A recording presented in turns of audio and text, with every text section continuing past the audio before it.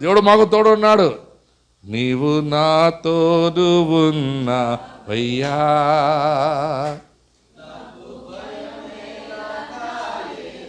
నిజమా? మోషే నీళ్ళు లేవు, ఎర్ర సముద్రం దాటింది, ఇక బయటికి వచ్చి కొంచెం నడుస్తున్నారు లేదా? మోషే నీళ్ళు లేవు, మాకు నీళ్ళు లేవు. ఏం పడపాడు ఇప్పుడు? ఎర్ర సముద్రం దాటి వచ్చి ఫరో శరీరం మునిగిపోయి అన్నీ చేసి కొంచెం మాటిపోయినతోనే మాకు ఆడే బాగుండే, కాకరకాయలు దొరుకుతుండే, మాంసం దొరుకుతుండే, అన్నీ దొరుకుతుండే. తన్నులు తినేది మర్చిపోయినారు మళ్ళీ వాళ్ళు. తంతుండే లేదు ఫరో బాగా తంతుండే. అంత తన్నినా మళ్ళీ ఏమంటాడు, ఫరోనే మమ్మల్ని బాగు చూసుకుంటుండే, ఆడ మాకు బాగుండే, ఆడ కాకరకాయలు ఉండే, కీకరకాయలు ఉండే, బెండకాయలు ఉండే, వంకాయలు ఉండే, అన్నీ ఉండే. తన్నులు ఇంకా బాగుండే. ఇప్పుడు దేవుడు ఎర్ర సముద్రం దాటించి వారిని పిలుచుకొచ్చి నడిపిస్తుంటే దేవుని మీద సణుగుడు, సేవకుడి మీద సణుగుడు. ఇశ్రాయేలుకు అన్నాడు. ఇప్పుడు ఇక్కడ ఆయన అనుకుంటే ఈ రాళ్లతో పిల్లలు కలుగుని గాకంటే కలిగి ఉండేవారయ్యా, మిమ్మల్ని విడిచిపెట్టుండేవాడు దేవుడు. అయితే ఆయన విడువక, నన్ను విడువక ఎడబాయక,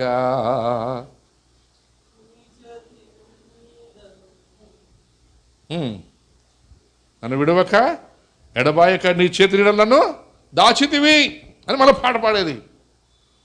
మళ్ళా ముందుకు పోయిన తర్వాత, మేము యూదులు, మమ్మల్ని ఏమనుకున్నావు, మాకు తగ్గేది లేదు. ఇప్పుడు రివర్స్, మేము యేసుక్రీస్తు నమ్ముకున్నాం, మా దేవుని పిల్లలు, మేము తగ్గేది లేదు. హెచ్చించుకున్నవాడు తగ్గించబడతాడు, తగ్గించుకున్నవాడు హెచ్చించబడతాడు. మేము యూదులు, ఏమనుకున్నారు మీరు? అయితే యోహాను అంటున్నాడు, అయ్యా మీరు ఎవరైతేనేమయ్యా, మీరేం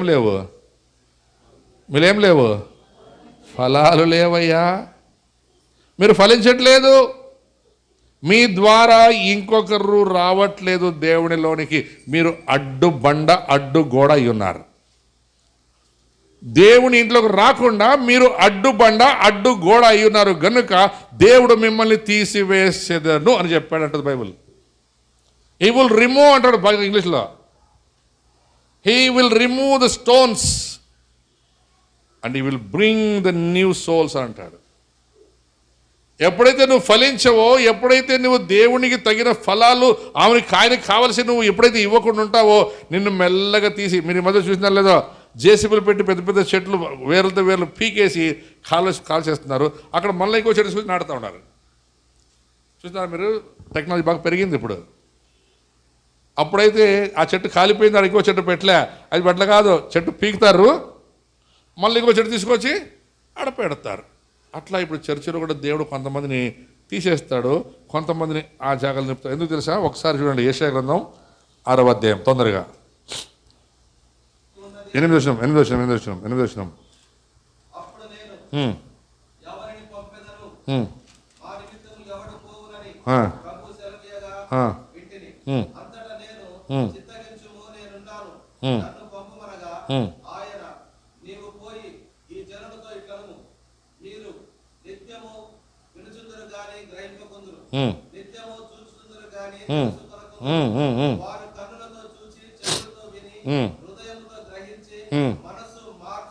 చూడండి, మనస్సు మార్చుకొనక, చూడండి స్వస్థత ఎందుకు రావట్లేదు చాలా మందికి. పెద్ద పెద్ద మీటింగ్ పెడతారు, సువార్త స్వస్థత మహాసభలు. ఎందుకు స్వస్థత కలగట్లేదంట? ఇప్పుడు చెప్పండి, మీటింగ్లకి వాడ్లకాలలో మీటింగ్ పెడితే క్రైస్తవులు వస్తారు, హిందువులు వస్తారు ఎక్కువ. ఆడ పిలిచాక పాస్టర్లు, మీలో ఎవడెవరు రోగం ఉందో అందరూ ముందుకు రండి వచ్చేవారు. విశ్వాసులా క్రైస్తవులా? సరే, విశ్వాసులా అవిశ్వాసులా? మీరు చెప్పండి, మీరు ఎన్ని మీటింగ్లో పోయి ఎంతమంది దగ్గర ప్రార్థన చేయించుకుంటారు? ఆ తలకాయ నొప్పి, కాలు నొప్పి, నడుముల నొప్పి, చిన్నవే, పెద్ద వద్దులే, పెద్ద తర్వాత మాట్లాడదామంట, ఫస్ట్ చిన్నవే. ప్రతి మీటింగ్లో నాకు తలకాయ నొప్పి, నా మోకాలు నొప్పి, నా కాలు నొప్పి, నా తల క్యాన్సరు, ఏమంటారు ఈ టీబీలు, ఈ ఎయిడ్స్, అవన్నీ దేవుడు ఊరికే అంటే పోయిస్తాయి. ఇవి పోనివా దేవుడికి పోతాయి, అయితే నీలో పోవవి, అవి నీలో పోవు. కొన్ని చర్చిల్లో అయితే ప్రతి ఆదివారం పర్మనెంట్ గిరాకులు ఉంటారు.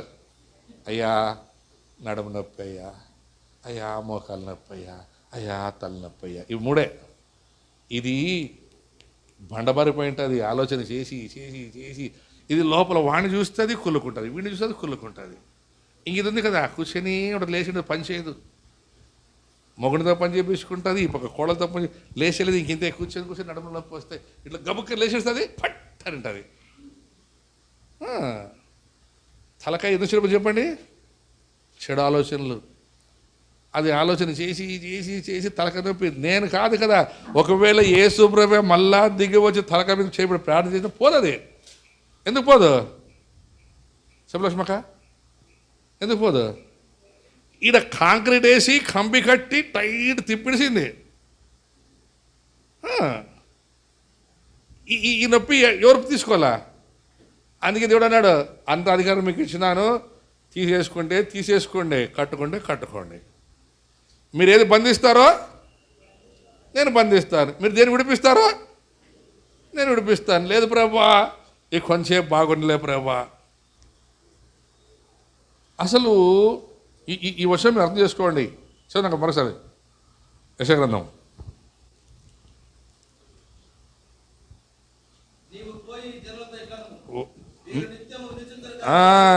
ఇప్పుడు చెప్పండి, వారం వారం వాక్యాన్ని వింటూ ఉంటారు, సేవకులు వింటుంటారు, అన్నీ చేస్తారు, కానీ మీరు విందురు కానీ గ్రహింపకొందరు.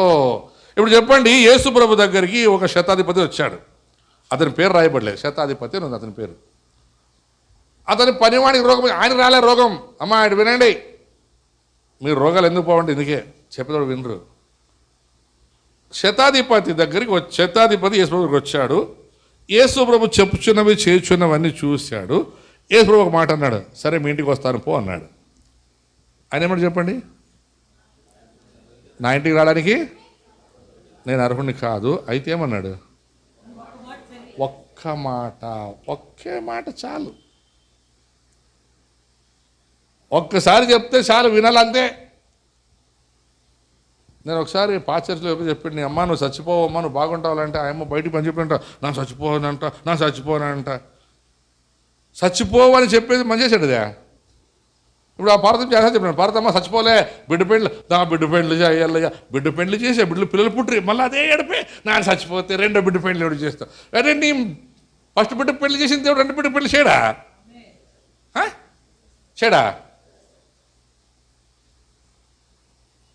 ఇదొక ఏడుపు. కట్టుకొచ్చాడా, నా చచ్చిపోతే నా బిడ్డ పెళ్లి ఎవడు చేస్తాడు? ఉన్నోడు చేస్తాడు.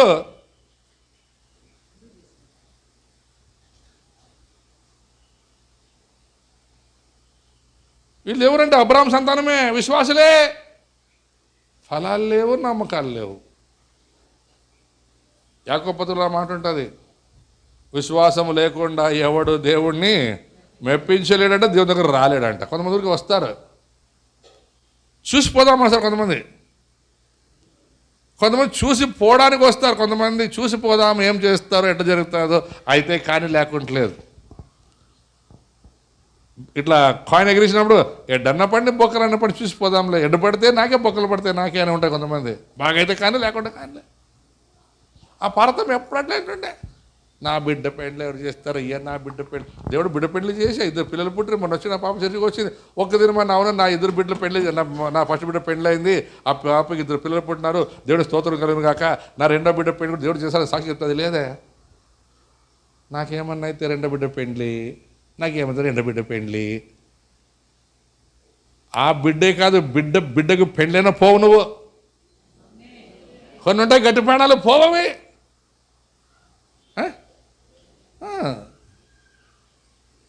హృదయంలో బాగుండాలి. హృదయ శుద్ధి గలవాడు ధన్యుడు, వాడు దేవుణ్ణి చూస్తాడు. మనం ఫలించాలంటే హృదయంలో ఫలించాలి. ఆత్మ అందుకంటే కదా పౌలు మాట అంటాడు, సహోదరులారా మీరు ఆత్మలో వర్ధిల్లుచున్న కొలది అన్ని విషయాల్లో వర్ధిల్లాలి. ఎందుకు వర్ధిల్లట్లేదు, ఎందుకు ఫలించట్లేదంటే ఈ యెషయా గ్రంథం 6వ అధ్యాయం మీరు బాగా అర్థం చేసుకోండి. వింటున్నారు చాలామంది, చర్చికి వస్తున్నారు రెగ్యులర్గా, సంవత్సరాలు తరబడి వస్తున్నారు, అయితే ఫలాలు కనపడట్లేదు కుటుంబంలో కానీ వ్యక్తిగత జీవితంలో. ఎందుకు? మరొక చదువు మాకప్ప మా చదువు.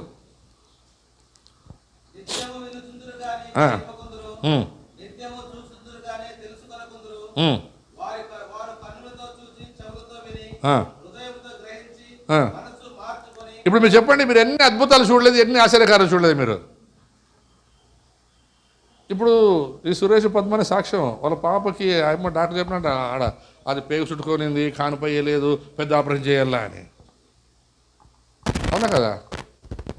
మరి చెప్తారు మీరు పోయి అందరికీ. ఇప్పుడు ఇట్లా చెప్పిండే డాక్టర్లు, కానిబిట్లు అయిండే, ఆయమ్మ మొగుడు వాడు అంతే వాడు.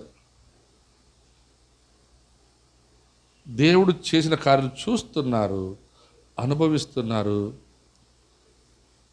అందుకే పైన అంటాడు, నేను ఎవరిని పంపుదును, ఎవరు పోతారు నా గురించి చెప్పడానికి. నేను ఒక ఆయన చెప్తాను ఈ అప్ప గురించి. ನನ್ನ ಮೊಮ್ಮಗನಿಗೆ ಚೆನ್ನಾಗಿಲ್ಲ, ಬಾಣ ಸುರೇಶನ ಪ್ರಾರ್ಥನೆ ಮಾಡೋಕಂటే ನಮ್ಮ చర్చికి బా, ನಮ್ಮ సార్ మారుతాను టైప్. నీకు దేవుడు అధికారం ఇచ్చినాడు, చెయ్యి ప్రార్థన. ఏం అయ్యా అమ్మ చేయాలా? ఎప్పుడు ఫలిస్తారు ఇక మీరు? ನನ್ನ ಮೊಮ್ಮಗನಿಗೆ ಚೆನ್ನಾಗಿಲ್ಲಪ್ಪ, ಬಂದು ಪ್ರಾರ್ಥನೆ ಮಾಡಂటే ನಮ್ಮ సార్ హತ್ರ కర్కండి బా ಮಾಡಿస్తానంటే ఎప్పుడు ఫలిస్తావు? వాళ్ళిద్దరికి ఎందుకు వచ్చారు ఎప్పుడు ప్రార్థన చేసేకి? నువ్వు చేస్తావు నమ్మకం కలిగి వస్తే, నీలో అపనమ్మకం, నీ హృదయ కాఠిన్యం, ఇక నీలో ఫలాలు కనపడవు. ఇంకా నువ్వు పొద్దున రావచ్చు, చర్చికి పాటలు పాడవచ్చు, ఆరోజు అన్ని గట్టి గట్టిగా వరచొచ్చు, నువ్వు నీ కేక దేవుడు వినడు.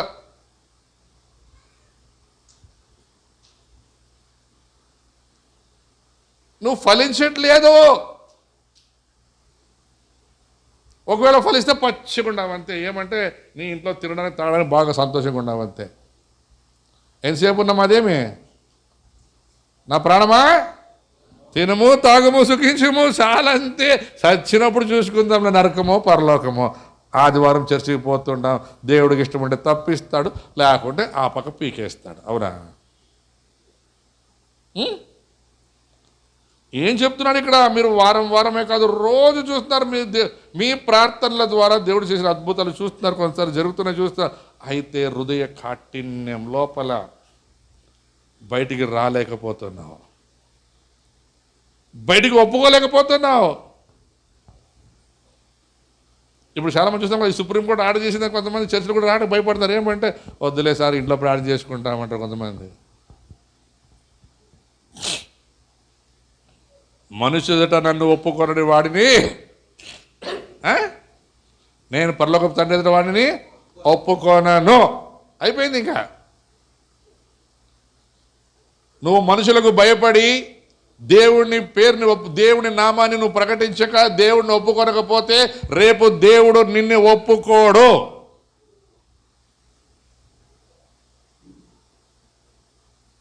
ఎందుకు ఫలించట్లేదో మీకు అర్థమవుతుందా? మరొక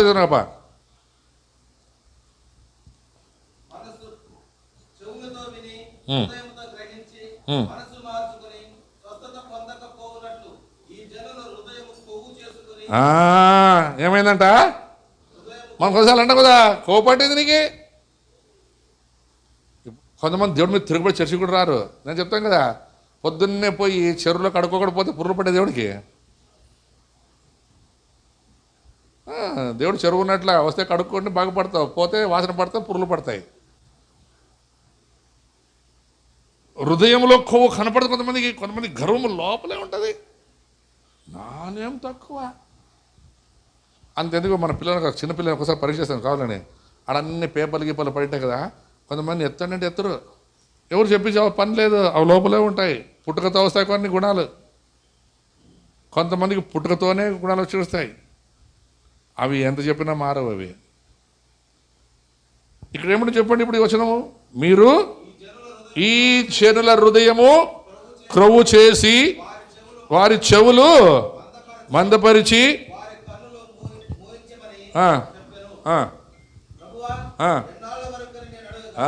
ప్రభా ఇంకా ఎన్నాళ్ళు ప్రభా మా బారుకు చర్చ అభివృద్ధి కాకుండా ఇట్లే ఉండేది, ఇంకా ఎన్నాళ్ళు ప్రభా, ఇంకా ఎన్నాళ్ళు ప్రభా, ఇంకా ఎన్నాళ్ళు ప్రభా, ఇంకెప్పుడు ఫలిస్తారు, ఇంకెప్పుడు ఫలిస్తారు, ఇంకెన్నాళ్ళు ప్రభా. ఇదే ప్రతి దైవ సేవకుని ప్రార్థన, ప్రభా ఇంకా ఎన్నాళ్ళు ప్రభా. తర్వాత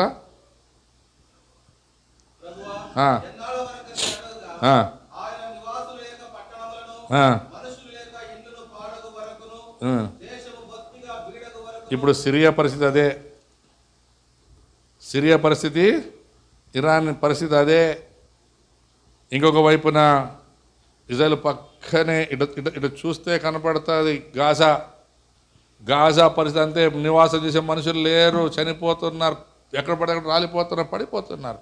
యుద్ధాలు యుద్ధాలు యుద్ధాలు యుద్ధాలు. తర్వాత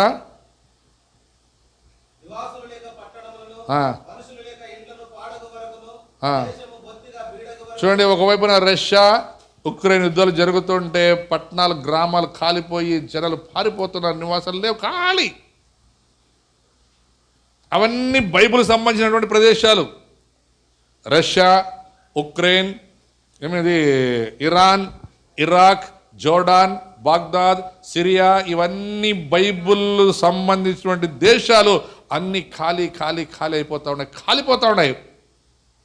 అయినా దేవుడు నమ్ముకున్న క్రైస్తవులు చెప్పుకునే విశ్వాసులకి భయము లేక హృదయం క్రొవ్వెక్కి మేము రక్షించబడ్డాములే, మేము భక్తులు లేని నటిస్తున్నారట. నటించు వారులారా మీకు శ్రమ, నేను ఫలాలు వెతుకుతున్నాను, దొరకట్లేదు నాకు ఒక్క ఫలమైనా.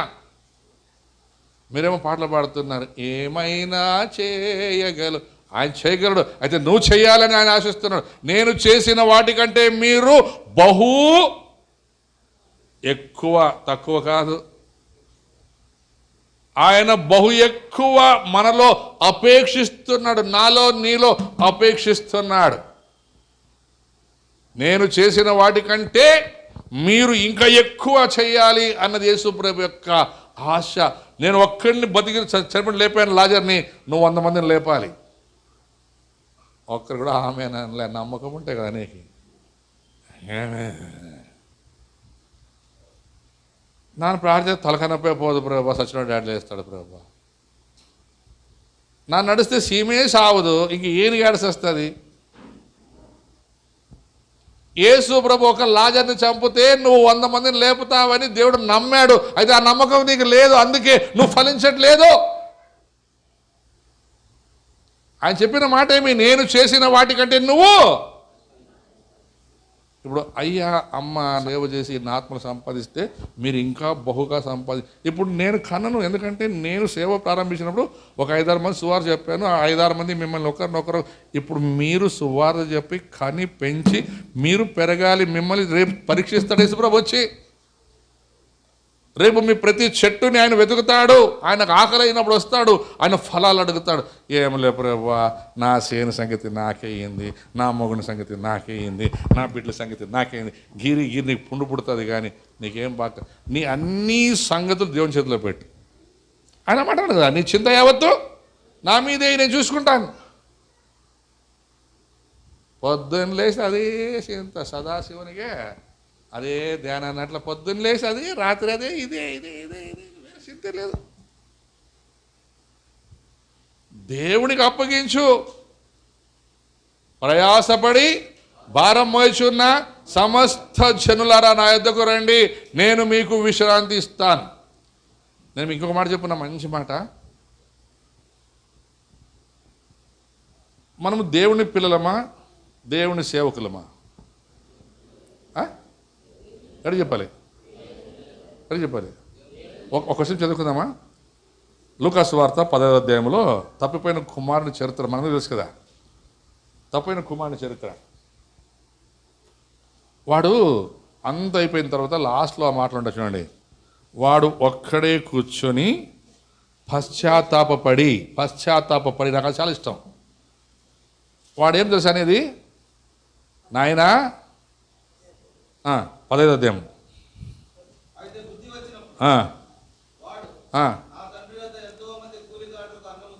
అమ్మా ఆలోచించుకోండి. మీ బయలు మూసేయండి. తండ్రి ఇంట్లో పనివానికే దండికి భూమి ఉందంటే కొడుకులకు ఉండదా, బిడ్డలకు ఉండదా? మీరు బిడ్డలా పని వల్ల? అడిగి చెప్పాలా నిజంగా?